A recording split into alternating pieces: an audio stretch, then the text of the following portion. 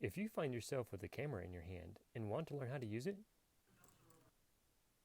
please subscribe to this channel, like the videos, comment below. Hey Photos family and photographers, we are looking for the challenge today of hiding your supports.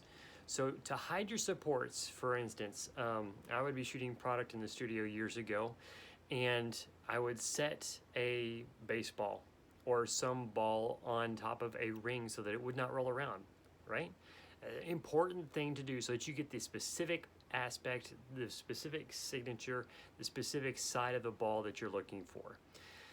With that, it was important that the ball didn't look to be elevated off of the surface it was sitting on, so it was supposed to look like it was stationary, seated on whatever it was stationed on, and that it was supposed to be specifically capable of resting there all on its own, so that the specific item I was looking for in highlight could be seen.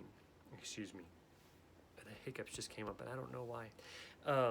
Anyway, so hide your supports.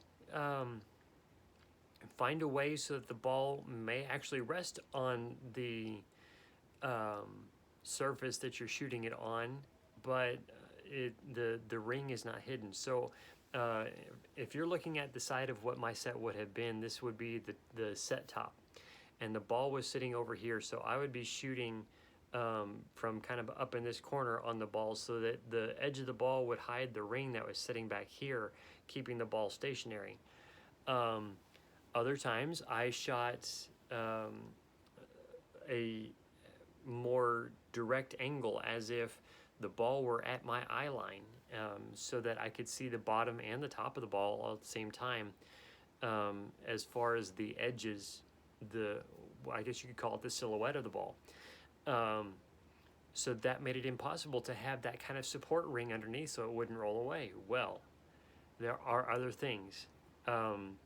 If you don't shoot product photography, this may not be necessarily in your wheelhouse. I got to a point where product photography was all I shot for nearly entirely 8 years, every day that I went to work. So there are a lot of things that you just tend to have on hand that I would use as props or supports. And sometimes, yes, you could use the props that you have in your shoot as some type of support. So then, as long as it fits contextually and it all works together as a cohesive thought and selling emotion, then there's no need to hide it.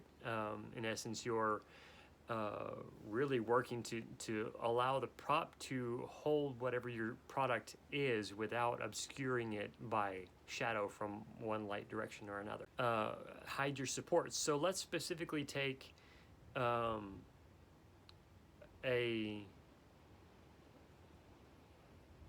a larger ball would be a little bit easier to hide, and some of these options are a little bit easier to use for hiding your prop. If you have a soccer ball, use the soccer ball and play with it, and as long as it's aired up, it's going to want to roll. Now, I kind of gave you a hint there. You could possibly take air out of the ball and allow the lack of air to create a concave surface on the bottom so that it sits flat on the table that you're shooting, or whatever surface you're shooting on. However, if you shoot at a straight on shot angle like I was talking about, you're seeing the silhouette of the ball from the side. I almost said silhouette.